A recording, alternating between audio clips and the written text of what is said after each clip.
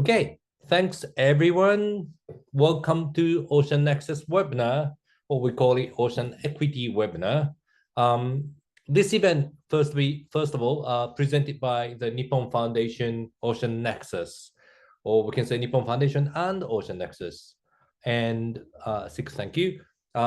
So let me just introduce what Nippon Foundation is. The Nippon Foundation is an international philanthropic organization with a mission to support social innovation and humanitarian effort, striving to realize a society in which all people support one another.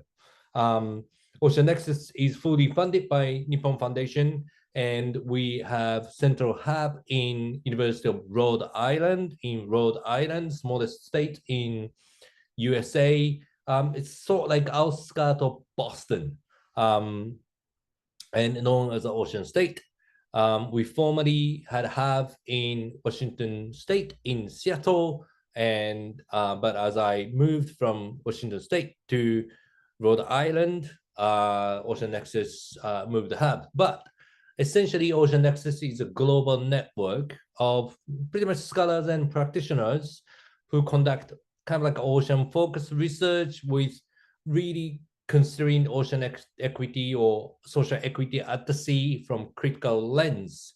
I meant, we are we kind of like taking what we call as anti-inequity approach. It's a bit mouthful. So what I'm saying is what we are trying to do is rather than just trying to approach equitably, so let's set up MPA equitably, or let's do the harvest management equitably. So rather than doing that, we're trying to point out, things which are inequity or inequitable out there for marine management, ocean governance, marine conservation. So in that way, we're not proposing this is an equitable approach. We are more like pointing the fingers and then trying to dismantle inequity and systemic issues in the oceans. So our core mission and principle is anti-racist, decolonial, and anti-misogyny and patriarchy. So that's what we are driving and our research mission. So this is a webinar which I hosted. I'm so sorry, it has to be me at the moment. I'm hoping other people will take it over soon. I actually did last couple of times.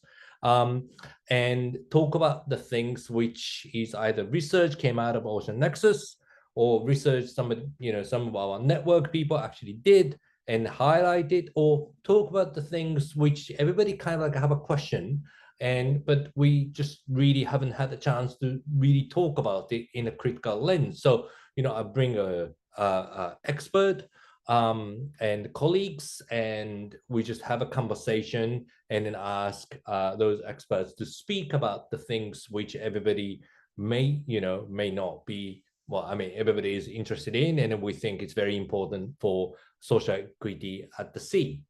So today we're going to speak, the title is In Search of Positionality, so there has been this things about the positionality, and it was really new to me about a couple of years ago. And I just wanted to kind of like understand where it came from, what it is, is it a good thing or is it a bad thing, or how we're going to do it, So that's really the conversation I wanted to hold today. And I'm just so lucky. My colleague and close friend, if I may, Dr. Amelia Moore, in University of Rhode Island for next few days, is willing to take this, role for to be an expert. Expert is a funny way of saying that. The person who could really explain to us, what is positionality, what it is that we need to consider when we talk about positionality. Dr. Amelia Moore is a full professor at Marine Affairs, University of Rhode Island. If you guys haven't read her book, Destination Anthropocene, you guys should, and buy a book. It's really good. And it's a full ethnography. So when people talk about ethnography, you read the ethnography, rather than just doing ethnography, which is really important. Dr. Moore is an environmental anthropologist who's beginning a new position at the Cornell. Oh, this is something, Amaria, you yourself will actually let us know. And yeah, she's been known in this field, and it has been influencing in ocean governance and also conservation and marine conservation from critical perspectives.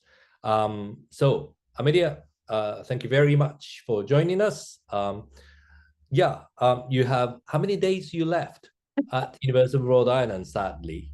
I am at the University of Rhode Island through the end of June. Right. Yeah. And where are you going afterwards? And after 10 years in the Department of Marine Affairs at the University of Rhode Island, I will be transitioning to become back to associate professor in the Department of Natural Resources and the Environment in the College of Agriculture and Life Sciences at Cornell University. So it's one interdisciplinary program to another.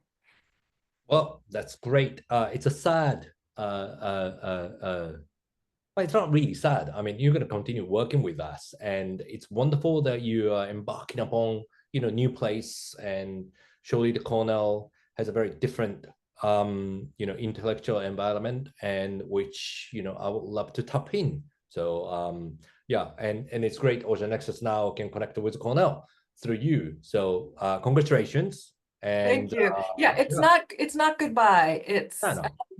It's hello to new things for all of us. Yeah, surely. Okay, so we're gonna talk about positionality today, and I have a few sets of questions, and I'm gonna keep asking you, but it's very conversational. So the quite few of us is really not familiar with what it is. What is positionality? Can you just give us very briefly, what it is, what positionality is, in your words? Sure. So in my own words, which these are not textbook definitions, but this is all coming from my perspective and how I approach things. And then that perspective is as a cultural anthropologist and a science studies scholar. So in that framing, positionality is not the same thing as identity, but it's similar. But it is an active approach. So there's an action orientation to it, to conducting research. And in a way that foregrounds by acknowledging explicitly power dynamics, inequities, biases of the researcher, of the self, in context, and as well as the researcher's ethical commitments, responsibilities, and relationships. That's how, if I had to summarize it as briefly as I could, that would be it from my perspective. Thank you so much. So when you said it's kind of identity, and you said it's sort of like it's with action, and then action, you mean properly like interventions, or more like for us, it's research. So the can I just think that this is something we have to be mindful and consider when we're doing a research, so that we recognize our own biases and or our own attachment to the topic as a kind of like a process, and like that sounds like pretty much many of us anthropologists have done it before, because we're always some time ago when those colonial anthropologists go into the field, and or some other people, and then they thought, okay, we can be a fly on the wall, or we can be completely objective, and then we can do the interviews or surveys or participant observation, and then we can just understand and how the people are doing whatever they do. But the time goes, and then we start thinking like, well, that's not really what it is. We influence our own research, and we influence the shape of the answers and the things that those people we live and in some ways we study are doing. It's that sort of things, but more kind of like a concise manner. So it's not really like anthropologists spending 20 pages talking about it. Or no, you don't. You don't need to spend 20 pages talking about it, but you do need to talk about it. I think that's also the critical thing. You have to communicate your positionality, but it also it's not a static thing. It changes over time. It evolves with you, and that's an ongoing conversation. I think anthropologists have called this in various names, reflexivity being one of them. But it all stems from exactly what you're saying. Like, we don't want to operate with this illusion of objectivity, or we don't want to support the myth of the objective researcher, which is this idea that, because of it's something that objectivity is something that's achievable because you have certain academic credentials or you have certain training, which is still relevant. We still need skills and tools, but that somehow that these kind of certifications or standardizations, along with your temperament, along with a lot of these kind of unspoken things about your social position, allow you to be objective in a way that is kind of universally acknowledged. So instead of upholding that myth, instead we consider and we communicate, this is really important, communicate how we believe and understand that we are influenced by things like our ancestry, our upbringing, our social position, and how that shapes our interests, but also our obligations, right? In this context of the research that you're participating in. So your positionality also shifts depending on what you're working on, who you're working with, and where you're working. But you're responsible, I think. We are responsible as scholars to kind of make that positionality known so that it can be something that the entire team, the people that we're working with, are aware of, and also can make informed choices based, and it becomes open to discussion as opposed to something that's hidden, and particularly hidden from ourselves. Like, we don't want that to be unreflected upon anymore. Okay, so now I understand when you said, like, action, because because when you said it's identity, but it's not really, you meant as in, so we do project A or research and in a particular place, which we've never been. And we're doing it because there is a topic that we are very familiar with. And therefore, we're going to do research, well, let's say the plastic pollution in some places that we've never been. And that within that context of the research, for example, I have to explicitly explain that I've never been there. The only reason why I'm doing this is because I have some knowledge about this topic, and it just goes through, the why am I doing it? What is the output I'm looking for, the outcome I'm looking for, and how does my own, including upbringing and the maleness to everything, will potentially influence the way I approach to this. Exactly. Your positionality, it's what informs your choices. It's what informs your interests. It's what informs your sense of obligation, whether you acknowledge it or not. We all have it, whether you acknowledge it or not. We just want to acknowledge it, right? And it becomes accessible to yourself, and make it accessible to the people that you're working with, and that you are responsible, for working well with.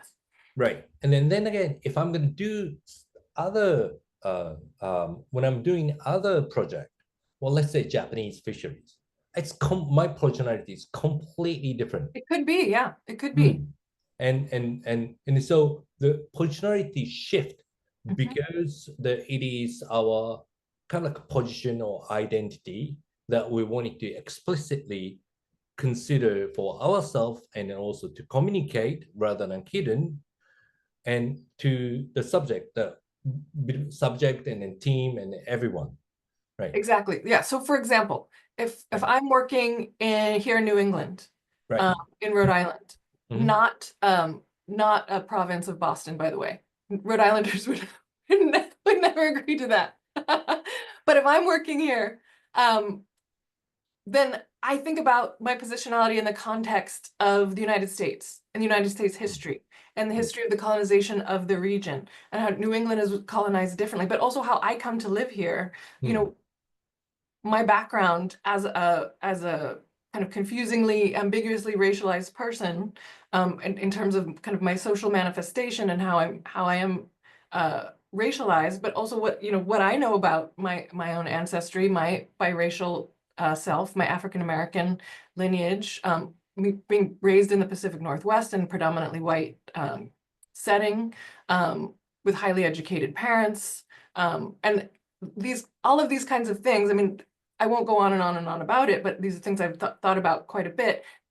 That kind of the U.S. context of the power dynamics and politics, being descended of enslaved people, being gendered in the way that I am, living and participating in a gendered society the way that I am. It all affects how I exist as a researcher in this context, whether I'm with the populations that I'm working. So I have a public memory project that's working around questions of very place-based questions of indigeneity and public understandings of Indigenous history in a very specific place.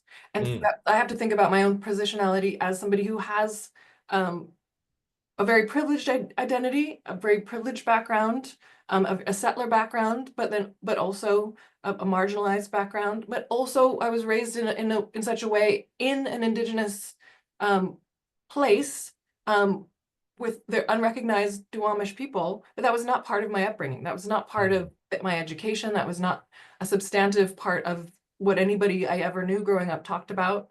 And so that's kind of a blindness that I was raised into as an American.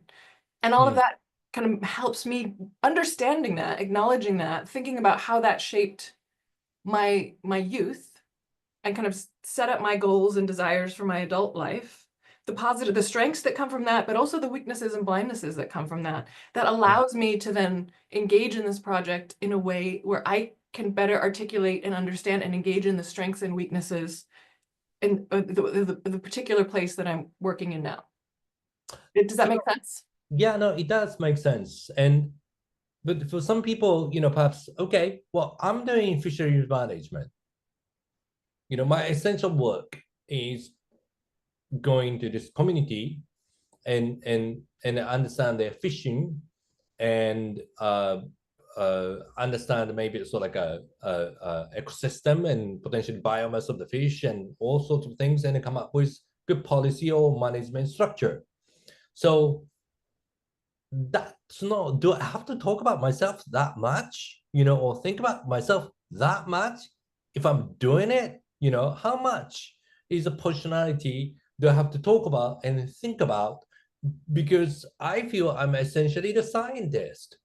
I'm not really doing this as me, but it's more like my professional, skills and the perspective that I'm working on, which I believe, yes, some bias, but not quite, because I'm following the science. How would you just?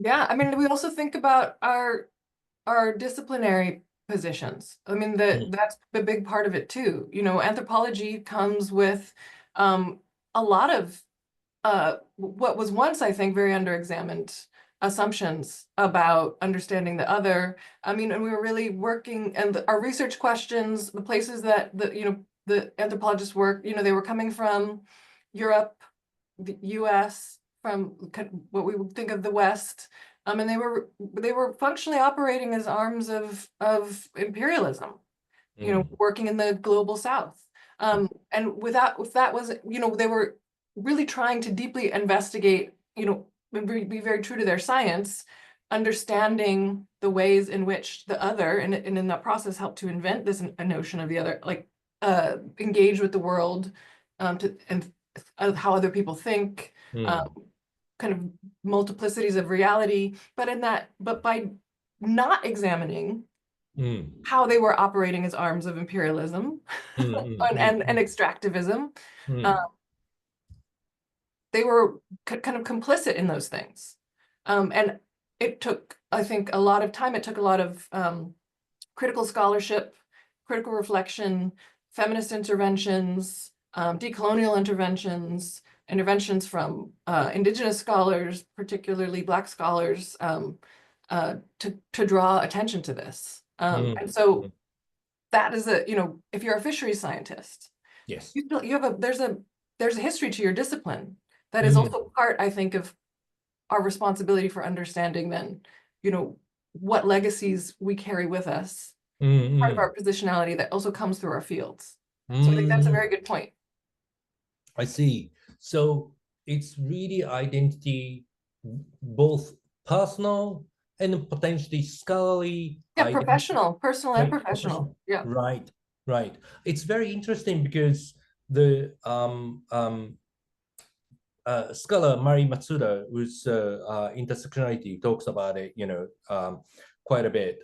She has a book, and there's a chapter, and she talks about, like, when she's a legal scholar, and I think okay. Anyway, so she talks about when she joined the law department of high up university, the other professors, male professors, just told her, like, look, don't work on the justice or the those fluffy things. It's not exactly the word, but those fluffy things. But you should really separate who you are and who you are as a person, and who you are as your professions.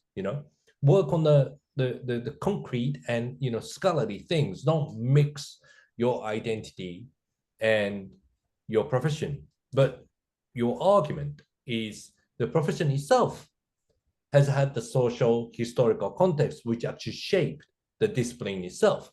Absolutely. So, right. So not just anthropology, right? No, all disciplines. Everything coming out of what we might consider to be the academy has these legacies. And I think their nuances are important to understand. So, I mean, we have to understand because that literally positions us in the world, and right, and informs what we think is relevant, what we do, how we do it, who we do it with, and why we do it, in ways that I think were for a very long time and still are incredibly exclusionary, incredibly marginalizing, and were designed to function in that way so that information could literally be extracted. right, right. Do you think so? When I hear positionality, I kind of understand. I kind of see some people actually feel this is more like introducing myself, introducing where I come from, and my ethnic background, my social positions, and it's really just to make it very transparent who I am. I think transparency is part of that, but also an acknowledgement of the relationships that manifest from that, and also how you feel accountable and responsible. So, right. for example, I think as an anthropologist, as someone who would, has a professional label as an environmental anthropologist. Some of that baggage from the history of the field, I am responsible for figuring out how to dismantle, as you're saying. Right. Figuring out how to reorient research and methods and relationships in that field in ways that are designed to empower and enable rather than extract. I mean, can I sort of say, so positionality, in my understanding, is really to talk about the baggage, between the research and you. Can I? I think that's way you could think, like, another way. So feminist scholars have described it as kind of like your situated perspective. We're all situated in ways that are out of our control. We're within these shifting fields of power and history and politics. And we have to understand our situations. We have to be able to articulate them so that we can grapple with them. Can you just elaborate a little bit about, like, this situated? What does that mean? Is it like things out there out of your control? You are aware of it? Is that what it is? Or yeah, I mean, can you help out? I mean, some of it's not within our control at all until we can acknowledge it, right? So you have to name it, you have to understand it. It's always evolving. Right. then the more you learn, the more you can do about it. But I think, you know, our social position, I think, is where positionality comes from. But also this concept of situation. You know, we find ourselves at a certain point in conditions that are not inevitable, but are evolved for contingent reasons. Often we're very intentional. Like the exclusions built into our professional lives are not accidental. They were designed in order to benefit people with power. And they were designed to increase that power and on many times wealth as well. I see. Does that make sense? It does. You know, it makes perfect sense. But I'm also considering my positionality because I'm an anthropologist as well. So that was kind of good, wasn't it? I'm now straighted, you know, in the way that I really I need to make sure that people are not anthropologists really find it easier to understand our conversations. Sure. So I kind of like you know, the some people, when we talk about this, let's put anthropology on the side. Yeah. When we talk about like our identity, such as race included, class included, you know, the wealth included, and gender included, and the professional and all sorts. Particularly for the first two or three, some people say, well, that's very US, you know, particularly for the race. That's very US. That's very US. I'm sorry. That's very US. And perhaps, you know, in a stereotypical way, that if we talk about the class, people might say, well, that's very UK, you know, and so would you say, you know, this positionality things is really very US things where our person's identity is more or less shaped, or like, you know, particularly now the forced to shape in or put in categorized in some places depending on the gender and the race? Or would you think, you know, this is pretty much universal in some ways? Well, I'm very careful about universality because I think there are very few things to which that applies. But I think I agree. Things are very context specific. So in the United States context, I think it's very rare that you would find a situation in which race, gender, and class is not an important part of the positional conversation, because those are foundational to the existence of the United States as we know it. Like it would not exist but for some of these concepts and their work in the world. I also think that in post-colonial or ongoing colonial situations, that oftentimes these parameters apply in many parts of the world, but they don't look exactly the same. Right. They have their own specificities. So, for example, like my positionality in the Bahamas is different. It's still racialized because of the Caribbean context and the context of being having the legacy of enslavement and plantations of various kinds. But it's different within a majority Black context, which I think is, you know, and then my positionality as an American matters, and as a tourist often, whether I'm doing research or not, matters, because that's kind of the social capital that I have in those contexts. Right. So these dynamics are different, and and how your positionality participates in them is different. But I would never have a knee-jerk reaction that race, gender, class doesn't apply. I would, that would be something that you'd really have to think about, particularly if you are not of the place that you are working,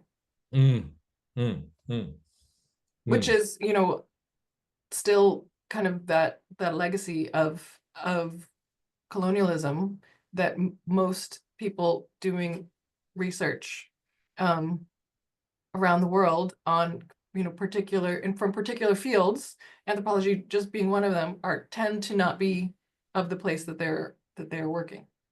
I talking to you about this, I kind of feel that positionality, I thought this is like, okay, well, positionality check, there's some people treat it that way, but it really gives you the opportunity to to consider how your research can be applied, how your research, can contribute to the community you like to, or, it just really opening up the conversation, not just about to yourself, but really the situation you're situated in. And like you said, without knowing it, we can't really think about how we're going to contribute, how our research can contribute to really shift anything in the community in a better way. But so it sounds like a really good thing, but there's some people I know argue, right?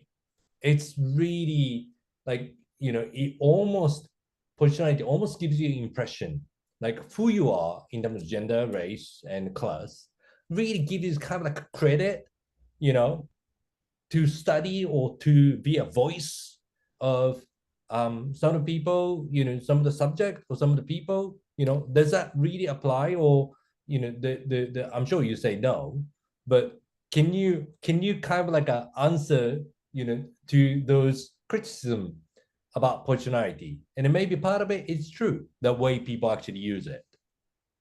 Right. I mean, I think it's disturbing to think about maybe using it as a box check or as some kind of badge that gives you supposed to give you access or supposed to give you rights or claims to, especially for speaking for others. I think of it instead, or I think when it, more appropriate use, and I mean, it's always at risk of being appropriated in that way, because people are always looking for boxes to check or ways to just get back to business as usual, but with the trappings of justice or the trappings of accountability and ethics. But like, what can we do to make it look like we're doing the right thing, but keep doing the extractive thing? But I think when you're doing it appropriately, it has to lead to these conversations. It has to lead to better understanding in a mutual sense.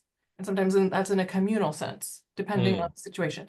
Like it has to, it should lead to intervention. It should lead to shared goals and shared understandings of process, and in ways that are empowering and not debilitating or remarginalizing. And if it's not doing that, then I don't know if it's doing anything. It's difficult, isn't it? That kind of like involve the conversation really open, getting everybody together and it's like, okay, what's in this for you, and then for me, and I gotta open up like this. I'm doing this because this and that, and this is who I am, and then all that, and then mindful about it, so I can listen to other people, and then they just very clear. You're like, look, I'm a postdoc. I just want to get the paper. It's. I mean, right? I think it also makes it forces us to be honest. Yes. With ourselves and others. Like yes. I am a doctoral student, and the most important thing that I need is a dissertation. Right. But what, if we all agree that that is, what something that I should continue to do, what can that dissertation do? What can it make? How could it be done differently or adapted to the needs of the moment and the place where that, where it's happening? And then we should also surely. And how is my positionality make me accountable or responsible or capable? And this is other kind of feminist argument, capable of responding in an accountable way. And in some ways, you can be very honest and say, like, I think this is a situation I'm in. that I have to have to do this for that reason, but I don't really want to do it just for that reason because I have these personal reasons. But in the academia or discipline that we are in, that this is how we are situated. This is somehow like pushes me to think as a priority.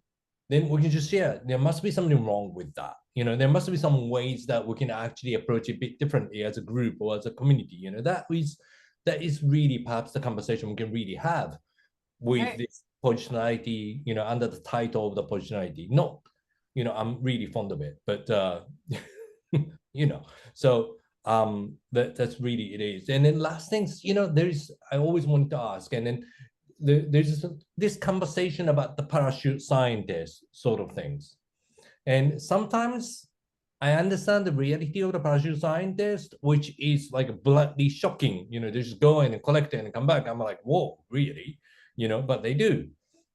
But also it's kind of like threatening in the way that people like anthropologists just go and know the community and we're parachute scientists, all of us.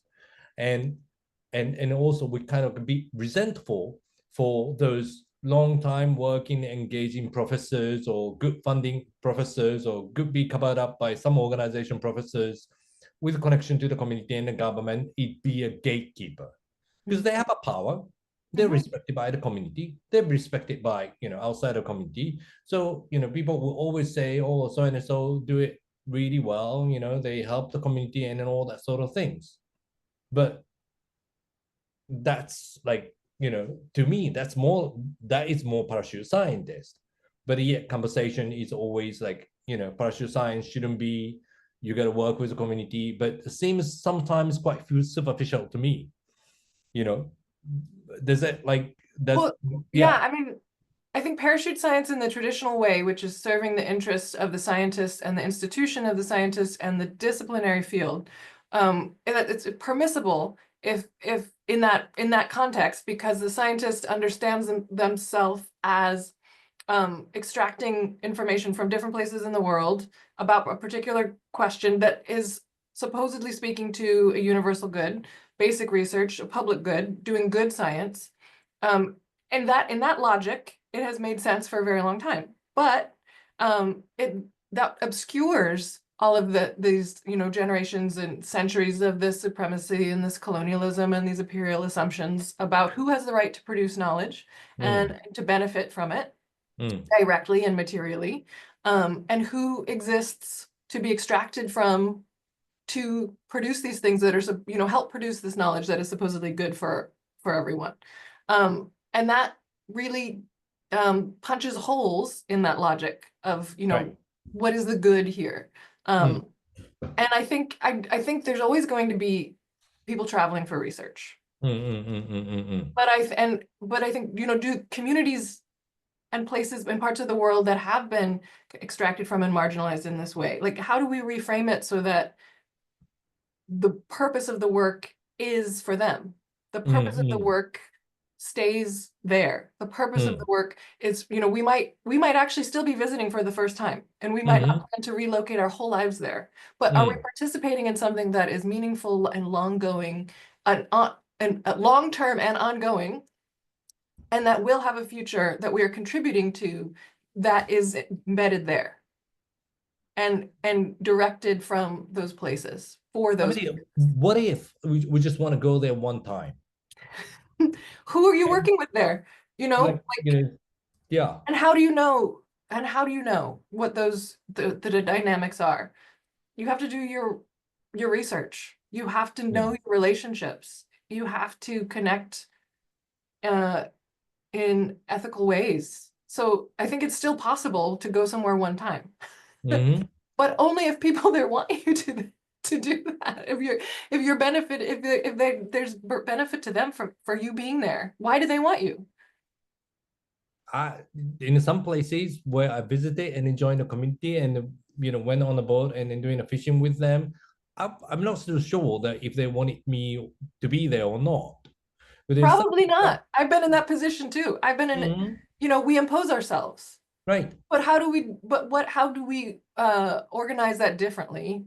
And how does our, understanding our positionality enable us to have those conversations in which we are being invited as opposed to imposing ourselves on those people. But to be invited, it's not easier if you have some professors who kind of like connect you with the community. Right, and sometimes, you know, they are not, because that the networks that you're in are not parachute networks. Then that enables your work to, you know, even if yours is temporary, to be more ethically embedded. Does that, if that makes sense? Yeah, but do you think that network itself is, you know, has a lot of baggage, and then It can, yeah. It's often not There's really no perfect explained. scenario. No. And I think that means that we also have to acknowledge that sometimes the answer is no, I shouldn't do that. Which is so difficult. To say no, no, there's an opportunity and I'm not going to take it. Because it is not accountable to my understanding of my responsibilities based on my understanding of my positionality in that context. Or nobody I would, you know, speak to that, you know, in these particular places would, you know, agree that this was a good idea for them to, you know, enable my work in that way. Right. I kind of think that being honest and out there and really just use this positionality as an opportunity for you to really consider yourself and speaking to the people should always help you to doing things. Yes, You know? because it shouldn't just be self-serving or narcissistic or navel-gazing. It really is a tool of intentional communication. Right. And mutual understanding. That really helps. Thank you. So we got like 11 minutes and I got 3 questions. And I think there's things in the chat as well, but I can see the Q&A, but not the chat. Yeah, so I'm doing a Q&A, and because Yulan just said, I sort of, you know, ask the same question, but I'll come back to that, Yulan. So the first one, anonymous attendees, some things that research, you can read it, right? Something researchers in community participatory research talks a lot about relationship building. Okay. What role does personality plays in a relationship? Okay. I've heard a lot of people use personality and relationship building language. You know I don't like that much. People just use those words without knowing what the practice of decolonizing themselves is. Great question. You're answering yourself. Causing harm because they are talking the talk but not walking the walk. Okay, so what's the walk in the walk? I think that's more like operationalizing personality. You know, what's the walk of the walk? What do you think? Any thoughts? And this is going to look so what we're not talking about box checking or silver bullets or like do these steps 1, 2, 3 and you will, you know, have achieved enlightenment. that is not real. That is a part of the myth of objectivity, right? So I think what this question of like, how do you know, you use this language, but you're not decolonizing yourself. So then you're, you know, in these spaces of research, you're causing harm. I think in many ways, a lot of this has to happen organically. You know, so part of walking the walk is making space and time for having those conversations, for really building those relationships. And thinking of, for me, and this is now I'm speaking for myself, I think about it as being in service now. And it's taken me years to get here. I didn't like leap from, you know, the womb with this perspective. But how, if I frame it that way, like how can I take this baggage and put it to use to be of service in these places?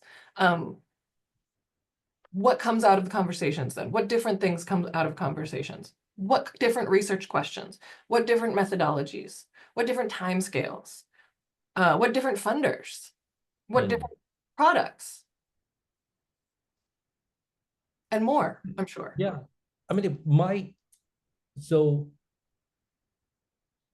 mine is a little bit more masculine aggressivity, which I have to reflect myself, which is sometimes I hear like it's in a way, walk the walk to me is not really research, but if you know somebody doing that, you know, not open about positionality, not transparent about what they're doing, and going to the community and in doing the work, then you call out. You know, I feel that's my responsibility. You know, that's for me. It's a walk. You know, Right. I mean, walking the and that, walk. you know, I've definitely had to disengage from projects because of that. Right. You know, and that has meant giving up funding and opportunities. And it's not pleasant. But it means being, I think, accountable to the way in which I understand my role in research at this moment. And I believe, you know, many of the listeners and the audience thinks, yeah, you know, you can afford to do that. You know, I'm just starting early career. I can't really do that. And then I would say, don't do it, you know. But when you get to the stage where you could, I think you should. And that's how I feel as a obligation. That's my positionality, you know. Right. And because your positionality shifts, Right. you Right. know, you're more responsible the more senior you are. You're more responsible the more responsibility is given to you. The more resources you have, the more, you know, you have more obligation. You know, I think we're obligated to understand that none of us are powerless, but some of us are Right. certainly, you know, more influential and more powerful than others, and that will shift in different contexts. And so, you know, how are we understanding that ethically, or are we always, you know, imagining ourselves in the position of a victim, or as somebody who needs, you know, who doesn't have privilege and so therefore can't possibly be causing harm? That I don't think that applies to anyone, Right. you know, in Right. all situations. No, Yeah. absolutely not. I'm just saying something interesting. And you're saying like, okay, is there any research on whether readers perceive a study differently depending on what the stated functionality is? I'm the yeah, what do you think? I mean, I personally I don't think they should, because for me the functionality is a part of the research. But I don't, Amelia, what do you think? Um, I don't know if there's any research on this. Mm, That's a really good question, like whether this has been like systematically reviewed. That could be an area to explore in some way. Also, like I think there's different audiences too for research published studies. So I think that also can be very variable. So for example, I mean, I do think but I would, if I'm speculating, I would think that this, you know, if a scholar states their positionality in a way that is adapted and tailored and appropriate to the let's say if we're talking about an article, to the publication and the context of what they're writing about, I do think that that should make the reader feel as though the author is being as responsible and accountable as they possibly can be. And then that reader can then engage in that conversation about, you know, what that responsibility and accountability is. Does that make sense? So then the reader isn't just passively absorbing this and then saying, ah, yes, this must be more factual or more ethical, or but the reader can then decide what that information means for them and their own utility with the material.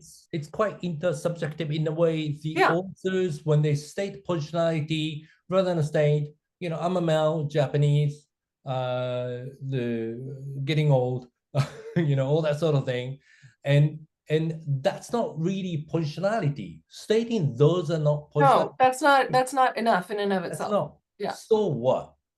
So what? So what? Yeah. Yeah. So So what? what? So why? Yeah. So what? So why? Mhm. I think that's the part we really need to be open about it, not work on it, but like be open about it and then have a conversation. Right. I mean, if you're a geologist Right. and you're doing oil exploration and Right. you're writing about the, geomorphology of the seabed, Right. it might help to explain your positionality as somebody who's working in oil exploration. I think in terms, I mean, it's not just that you're not disinterested in what you find there. It's not objective, that you happen to be looking in this, off the coast of Costa Rica or something like there's things that brought you, there are particular interests and powers that be that brought you to doing work in that place. And I think sometimes, we miss those dynamics when we're not required to publish that positionality of like what brought us there. What made us even see this as a question in the first place, for example. And if you write that in, that gives your audience a lot more to consider. Right. Right. And in that sort And of also it stands in the record, the scholarly record too. And so people in the future will have more to consider about it too. Yeah, I mean that kind of like the gives answer to the Andres question, is there any evidence of happening beyond the research world? I believe there is. I have quite many people working as a practitioner, and they're very open, and particularly for the racial justice and environmental justice, I really see people very, very open about it, and really communicating this, so they can like make an advancement about why we're doing it, how we're doing it, and then pass it to different generations. Yeah, I mean, what do you think? Do you see any change or anything? I think it's actually beyond the research world where these conversations happen every day, all the time. Because they're not people who are not academics are not subject to the upholding this myths of objectivity and universalism. They acknowledge their situatedness and are called out for it in all kinds of everyday quotidian ways. I think that researchers, particularly in academia, get to pretend doesn't apply to them. Because we are either scientific or we are pedantic, and the things we have stated ourselves in is quite objectively created with a logic and a sense. A lot of our authority and power rests on these myths of objectivity and neutrality, and always pedantic at every opportunity. Yes. Yes. Okay, well, I mean, it's time. Thank you so much.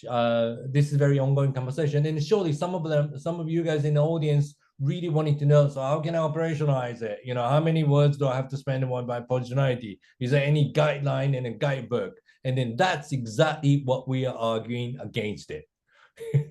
I hope, I mean, you agree? I do, but again, I think these are things that we should be discussing. So, yes. Have conversations, make time for it, have workshops, have, at your conferences, you're in your departments and in your scholarly places, make time for these conversations. But no, you're not just going to get a checklist. No, absolutely not. But then again, it's very hard in some of your positions. And if you need to, feel some resource and help, Ocean Nexus is always available. Little advertisement. Okay, thank you so much, Amelia, and I thank Karinowska for making this happen. And yeah, and next month I'm speaking to Lauren Spears, who's the director of Tamagwat Museum, and she's going to talk about indigeneity and what is a representation, and we can just discuss all sorts of things. And for that, I have to thank Amelia, because Amelia introduced me to Lorraine. And Amelia, maybe you can join if you have a time, from different university. Anyway, thank you so much. Congratulations, Amelia. And we'll chat soon. Thanks a lot, everyone.